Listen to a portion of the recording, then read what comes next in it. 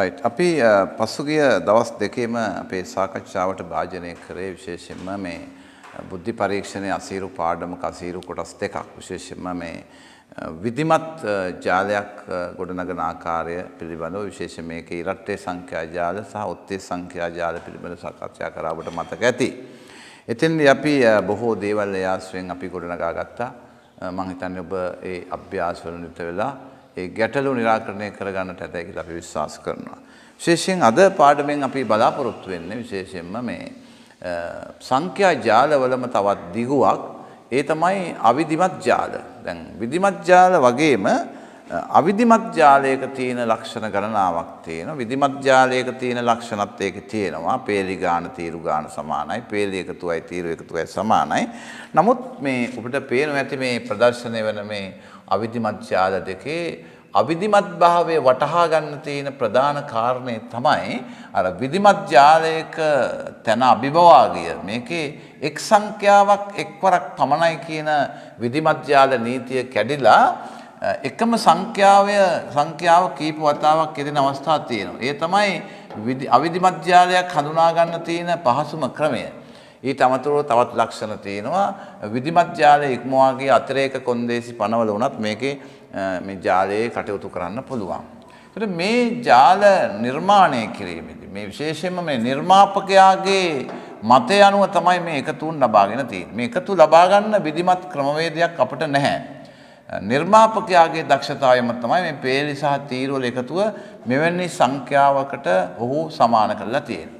ඉතින් අපි බලමු මේ වගේ ප්‍රශ්නයක් ඔබට ඉදිරිපත් වෙච්ච අවස්ථාවක තරඟ විභාගයකදී අපි මේක කරන ක්‍රමේ තමයි ඉස්සෙල්ලාම මේ දැනට මේ තියෙන ග්‍රිඩ් මේ ජාලයේ තියෙන සංඛ්‍යා එකතු මේ දැනට එකතු දාපු පැත්තට ප්‍රතිවිරුද්ධ පැත්තෙන් අපි සටහන් කරගන්න එක. උදාහරණයක් ඇටියට 10 1 11 3 14යි මේ එකතුව 14යි 6යි 9යි 15යි 5යි මේක එකතුව 20යි මේ පේලිය 11යි 5යි 16යි 2යි 18යි ඒ වගේම 3යි 9යි 12යි 4යි 16යි මේකේ 7යි 8යි 15යි 6යි 21යි ඒ පේලි අපි එකතු කරේ තීරු 7යි 3යි 10යි 5යි 15යි 5යි 9යි 14යි 3යි 17යි 8යි 11යි 19යි 20යි මේ පේලිය 9යි 2යි 11යි 6යි 17යි මේ පේලි තීරු එකතුව 6යි 4යි 10යි 10යි 20යි.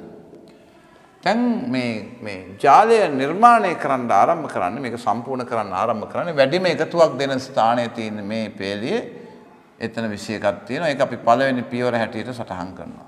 පළවෙනි පියවර අනුව අපිට තියෙන මේ විධිමත් ජාලයේ තියෙන මේ අවිධිමත් ජාලයේ තියෙන තවත් ප්‍රධාන ලක්ෂණයක් තමයි මේකේ මේ එකම පේලියේ හෝ එකම තීරුවේ එක් සංඛ්‍යාවක් යොදන්න බෑ එක වතාවකට වැඩිය. ජාලය පුරා දෙන්න පුළුවන්. දැනටමත් 3 ඒවා ගණනාවක් තියෙන 5 ඒවා ගණනාවක් තියෙන. හැබැයි එකම පේලිය හෝ එකම තීරුවේ එක් සංඛ්‍යාව එක් වරකට වැඩිය යොදන්න බෑ. ඒ නිසා මේ හිස්තැන් දෙකට එන අපි 25න් ගියොත් 21ක් හතර අපිට නිර්මාණය කරගන්න බෑ 2 සහ 2 කියලා අපිට දාන්න පුළුවන් එකම සංඛ්‍යා යුගලයේ 3 සහ 1 පමණයි. 3 සහ 1 අතරිනොත් 3 මේ තීරුවේ තියෙන හින්දා අපි මෙතෙන්ට 1 යොදුවාට පස්සේ මෙතෙන්ට දාන්න පුළුවන් 3 සංඛ්‍යාව. එතකොට එම පේලිය 25ට තුලණය වෙනවා. දැන් පළවෙනි පියවර නිමා වෙනවා. අපිට දෙවෙනි පියවර මේ ස්ථාන දෙකෙන් එකකින් ආරම්භ කරන්න පුළුවන්. අපි මේ ස්ථානෙන් ආරම්භ කරමු දෙවෙනි පියවර. එතකොට අපිට පුළුවන් මේ හැම විටම මතක තියාගන්න මේකේ කොටුවක් සම්පූර්ණ වෙන තැන ඔබේ ඇඟිල්ල නොවර්ධවා ඒ ස්ථානයේ රඳවාගෙන ඉන්න ඊළඟ ස්ථානෙට ගමන් කරන තෙක්. දැන් අපි මෙතන ඉන්නේ 1යි 5යි 6යි 9යි 1යි 5යි 6යි 9යි 15යි 3යි 18යි 25න් 18ක් ගියාම ජීවලගය 7යි. දැන් අපි එතන ඉන්නේ. ඉතින් නම් මේ පැත්තට යනවා. මේකේ තියෙන තවත් සුපුරුදු ලක්ෂණයක් තමයි මේක අර සිග්සැග් ක්‍රමයට සම්පූර්ණ වෙන්නේ. පේලියක අගයක් සම්පූර්ණ වුණාට පස්සේ තීරුවකින් පස්සේ පේලියක් ආදි වශයෙන්. දැන් අපි ඉන්නේ මෙතන 3යි 7යි 10යි 19යි 4යි 23යි 25න් 23ක් අඩු කරාම අගය 2යි. දැන් මෙතන 8යි 2යි 10යි 11යි 21යි 22යි සීවලගේ 3යි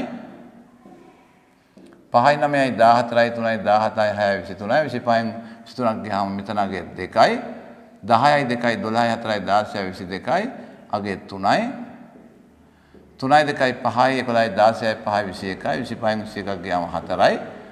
දැන් ඒ වලගේ සොයා ගන්න පුළුවන් 7යි 3යි 10යි 14යි 5යි 19යි ඒ වලගේ 6යි. දැන් අපිට පුළුවන් B වලගේ හොයාගන්න 6යි 3යි 9යි 10යි 10යි 20යි 25යි. මම ওই ආකාරයෙන් තමයි මේ සම්පූර්ණ ජාලය සම්පූර්ණ වෙලා යනවා. මම හිතන්නේ මේක ඉතාමත් තාක්ෂණයෙන් අනුවන ක්‍රමයක්. ඔබට සාමාන්‍ය මනස කල්පනා කරලා මේක හදන්න ගියොත් එහෙම අතිවිශාල දැවැන්ත කාලයක් ගත වෙනවා. ඊට වඩා මේ තාක්ෂණයෙන් පරිපූර්ණ ක්‍රමයට මේක කරොත් මේ ආකාරයෙන් ඔබට ඕනම තරංග විභාගයකදී මෙවැනි ජාලයක් ඔබට આવොත් අවිධිමත් ඔබට ඉතාමත් පහසුවෙන් ජයග්‍රහණය කරන්න පුළුවන්. ඒ ආකාරයටම ඔබට මේකත් ඒ ආකාරයෙන්ම පුළුවන් සම්පූර්ණයෙන් නිමා කරන්න. ඔබට මම සමස්තයම අපි සලකා බැලුවොත් එහෙම මේකේ තියෙන මේ කොන්දේසිම තමයි එතන තියෙන්නේ. එතනදත් අපි අර පෙරසේම මේ එකතුන් මේ පැත්තෙන් සටහන් කරගන්නවා. 8යි 18යි 9යි 27යි මම ඔබට උදව් කරන්නම්. ඔබ මේක නිමා කිරීම සඳහා කටයුතු කරන්න. 6යි 11යි 17යි 5යි 22යි ඒ වගේම 4යි 13යි 17යි 7යි 24යි 11යි 5යි 16යි 4යි 20යි 8යි 5යි 13යි 7යි 20යි ඒ පේලි වලගේ තීරු 9යි 5යි 14යි 22යි 7යි 11යි 18යි 5යි 23යි 10යි 13යි 23යි 5යි 28යි 11යි 4යි 15යි 7යි 22යි 8යි 6යි 14යි 4යි 18යි ඔබට දැන් පේන මේවයි එකතුන් කොයි ආකාරයෙන් තියෙන කියලා ඒ අනුව අපිට පුළුවන් වැඩිම එකතුවක් දෙන මේ ස්ථානෙන් ආරම්භ කරන්න.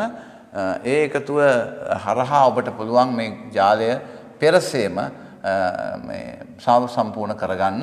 අපි එක ස්ථානයකින් අපි ආරම්භ කරමු.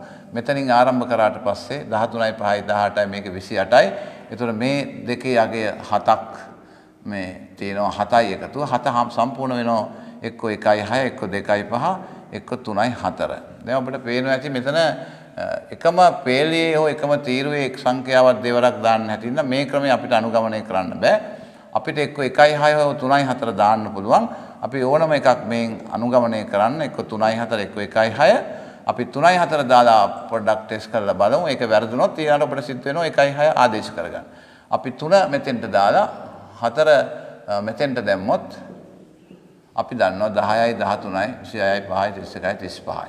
ඒතර ඊට පස්සේ මේ ආකාරයෙන් ඔබට පුළුවන් ජාලය ඉස්සරහට සම්පූර්ණ කරගෙන යන්න.